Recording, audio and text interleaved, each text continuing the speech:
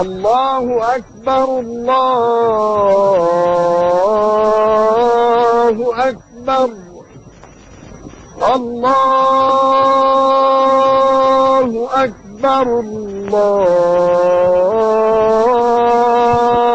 الله أكبر. أشهد أن لا إله إلا الله.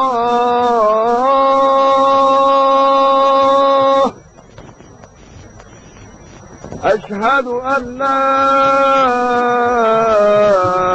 إله إلا الله. هذا صوت المؤذن يدعو الناس للصلاة من مئذنة مسجد أحمد بن طولون بالقاهرة، والذي لا يزال قائما ويعتبر مثلا حقيقيا للعمارة الإسلامية والفن الإسلامي. وكان الإسلام قد دخل مصر في منتصف القرن السابع الميلادي.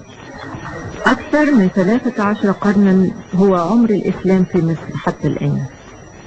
تعاقب خلالها حكام ليسوا من أصل مصري، لكنهم ارتبطوا ارتباطا وثيقا بأرض النيل، وخلفوا أثارا لا زالت باقية في المدن، تكون سلسلة متماسكة الحلقات تغطي مختلف عصور الحضارة في مصر الإسلامية. إن المخلفات المعمارية من العصر الفاطمي الذي ينحصر بين القرن العاشر والقرن الثاني عشر، وتلك المتبقية من العصر المملوكي الذي ينحصر بين القرن الثالث عشر والقرن السادس عشر، تعبر كلها عن مدى التطور في فن العمارة الإسلامية في مصر، وتتركز أغلب هذه الآثار في أحياء القاهرة القديمة.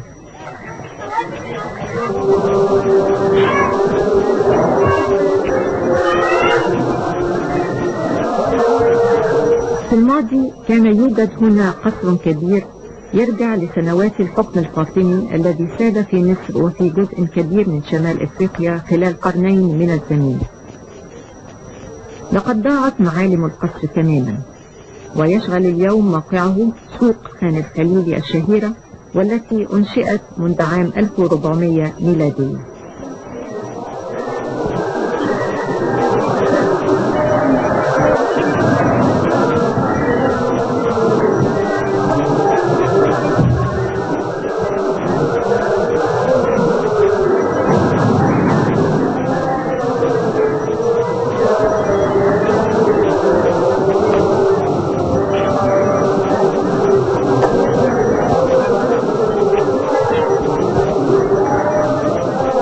هكذا يبدو خان الخليلي طوال النهار، دروبه وممراته مكتظة دائما بالناس تتزاحم داخل محلاته الصغيرة. لكننا وسط هذا الزحام الذي لا يخف نستطيع بسهولة ملاحظة قطع الحلي المتميزة التي لا تزال بعض النساء المصريات يتزين بها، وهي تحف فنية أبدعتها يد فنان مصري مغمور.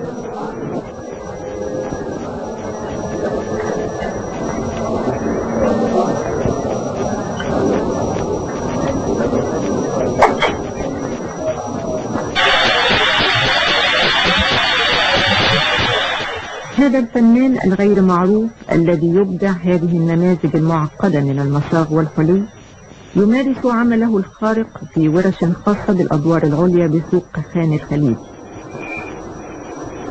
هنا في هذه الورش الضيقة تستطيع أنامل هذا الفنان المبدع أن تعطي الجمال والسحر والتميز لهذه القطع من الحلي.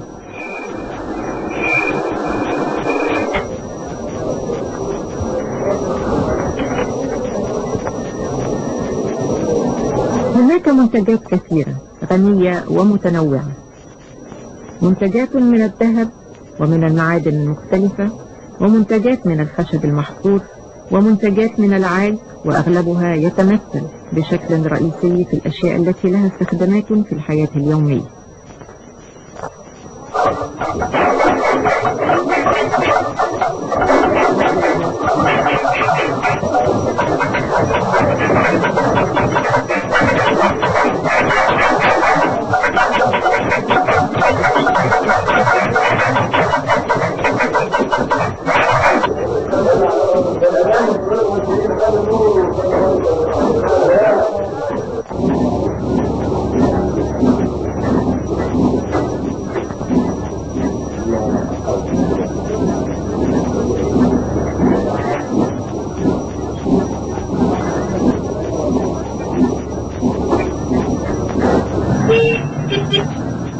هذه المنتجات من الفن الزخرفي التي تعبر عن مظاهر الحياة الفنية لمصر الإسلامية قد جمعت كلها لتوضع في هذا المتحف القائم في قلب العاصمة القاهرة.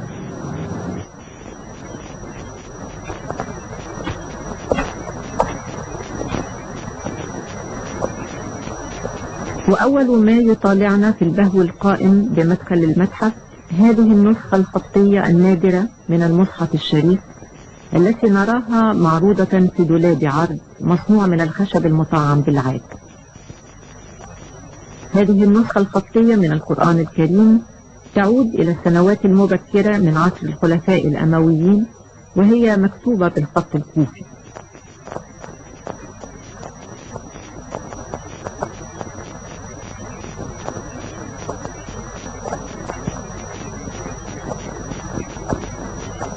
وهذه القطعة المطعمة هي الأخرى تعد بزخارفها تحفة ثمينة من تحف الفن الإسلامي في مصر، وهي عبارة عن تابوت المشهد الحسيني، ويعود إلى عصر الأيوبيين الذين جاءوا إلى السلطة في مصر على يد صلاح الدين الأيوبي بعد سقوط الحكم الفاطمي.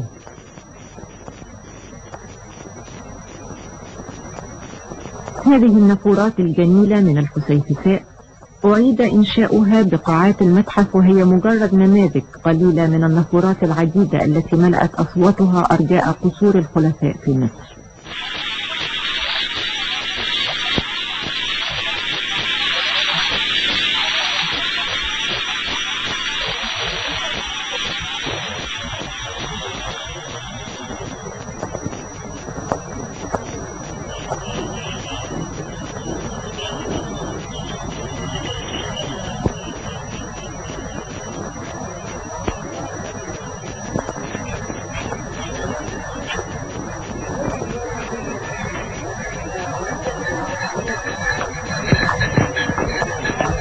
هذه التحف الفنية التي تصور بعض مظاهر البيئة في مصر الإسلامية تحرك شريط الذكريات لنعود إلى الوراء عبر مختلف عصور ازدهار الحضارة الإسلامية. خلف هذه المشربية نستطيع أن نتخيل السيدات وقد جلسنا يسترقن النظر خلف فتحاتها الضيقة تماما كما تخيلهن المصور العالمي دلاكروا في لوحاته.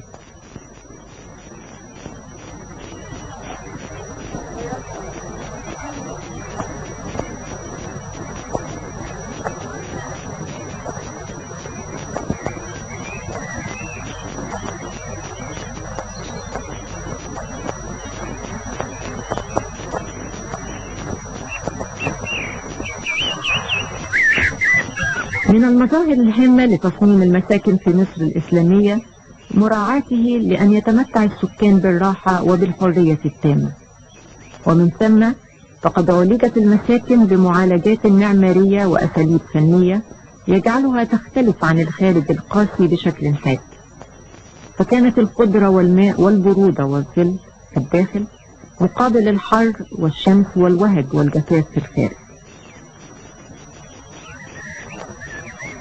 وفي مصر الإسلامية حيث يؤمن الناس بالحياة الآخرة نجد أن الفنان يحاول تجسيد تخيلاته عن العالم الآخر باستخدام عناصر فن آخر هو فن المنمنمات. إن التحف الرائعة للفنانين العرب والفرس نجدها منتشرة في متاحف ومكتبات كل الشرق وفي أوروبا وأمريكا. وهنا في المتحف الإسلامي بالقاهرة توجد بعض القطع التي تنتمي إلى مدرسة الفنان الفارسي كمال الدين بهزاد الذي عاش خلال القرن الخامس عشر.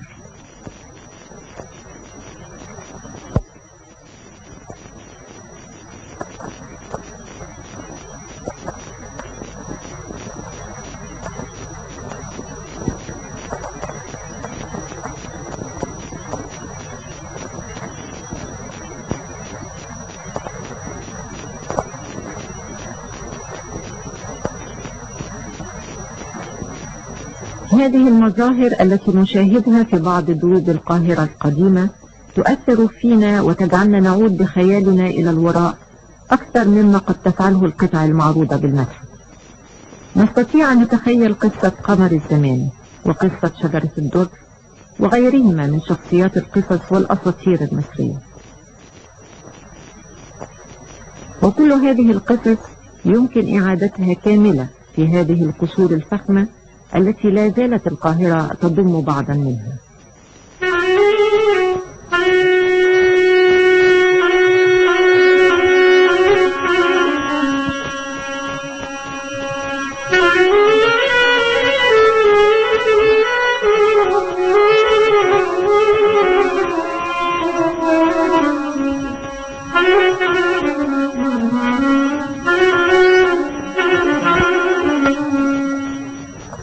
هذه الحجرة تذكرنا بالحياة الأسرية والاجتماعية في مصر في بعض العصور الإسلامية الماضية. حجرة معيشة تعود إلى أيام العثمانيين. ونصل في جولتنا بالمتحف إلى بعض القطع التي كانت تستخدم في الحياة اليومية. هذه قطع نادرة من الخزف نقلت من الفيوم. بعض القطع المعدنية،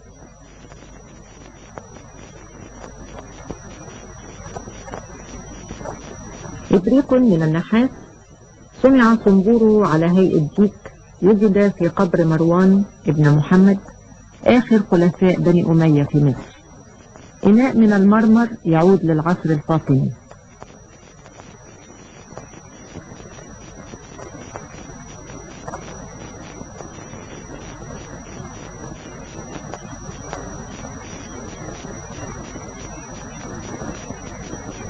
كانت حوائط القصور تضاء عادة بمثل هذه المجاميع النادرة من المصابيح البرونزية.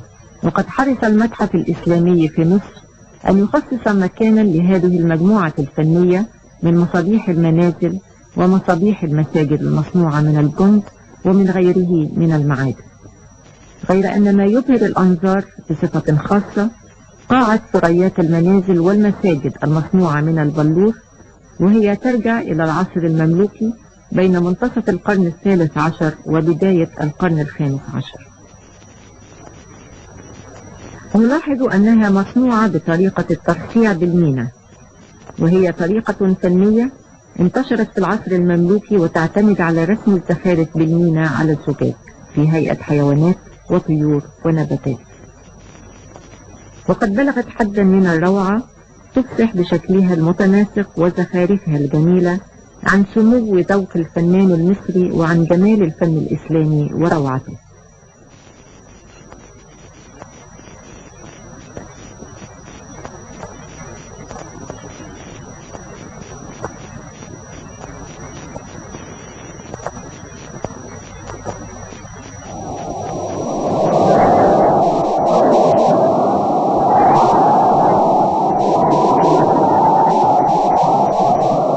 قلعة القاهرة التي شيدها صلاح الدين الأيوبي أول ملوك الدولة الأيوبية في مصر، والذي قاد الحرب الإسلامية المقدسة ضد الصليبيين وانتصر عليهم في موقعة حطين.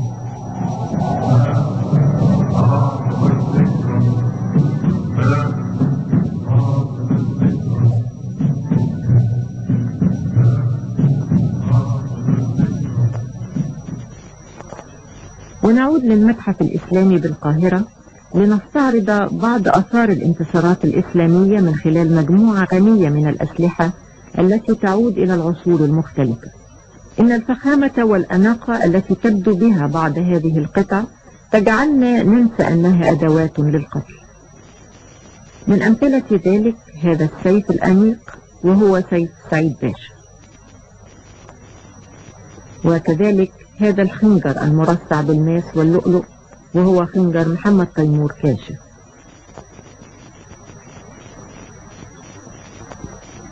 ونطرق الآن عالم الخشب. في هذا المحراب وهو مكان الصدارة في كل مسجد يحدد للمصلين الاتجاه إلى المسجد الحرام في مكة المكرمة.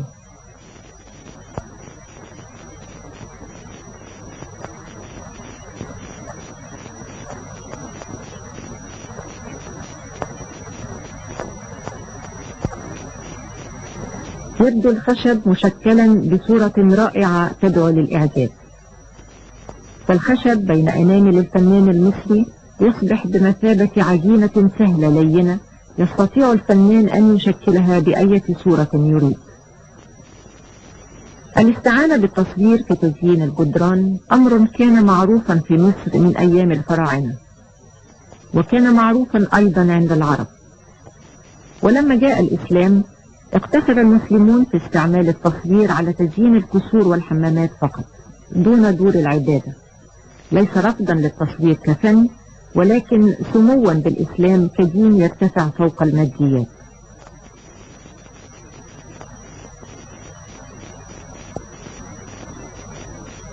وكان الكثيرون من الخلفاء الذين تولوا السلطة في مصر يزينون قصورهم بالصور الجميلة، وهذه النقوش تعرض صورا لقوافل من الجمال تسير على ظهورها بعض الفرسان وبعض النساء، كما تعرض صورا أخرى لأسود تواجه الصيادين، وفرقة موسيقية من الرجال والنساء جالسون يعزفون فاصلا موسيقيا.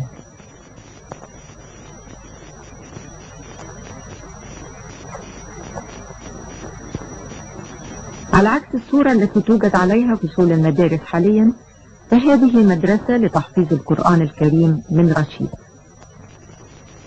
مكان مريح أضفى عليه الفن جمالا يحبب فيه الجالس. هنا كانت الدروس الدينية والعلوم الإسلامية تلقن للتلاميذ عبر قرنين من الزمن. بسم الله الرحمن الرحيم.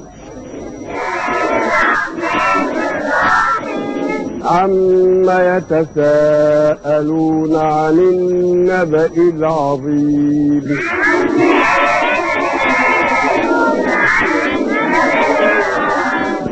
الذي هم فيه مختلفون. كلا سيعلمون. إن الفن الإسلامي في المساجد والعمائر الأخرى بقبابها وعقودها وأرضياتها رخاميا مزخرفة هو في الحقيقة امتزاج بين عدة فنون.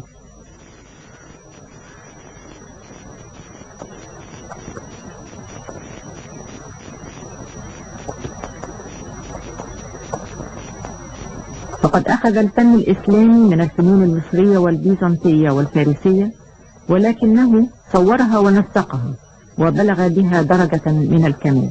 وقد تطور هذا الفن في مصر بصفة خاصة واتخذ له طابعا مميزا.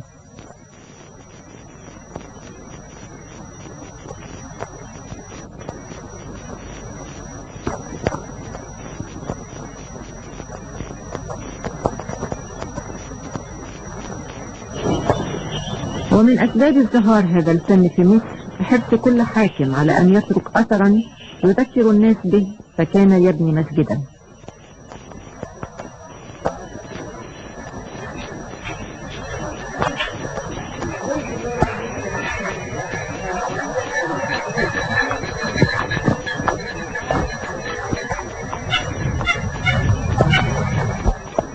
مسجد محمد علي بالقلعة، ويعرف باسم المسجد المرمري، بناه محمد علي مؤسس الأسرة التي حكمت مصر حتى عام 1952.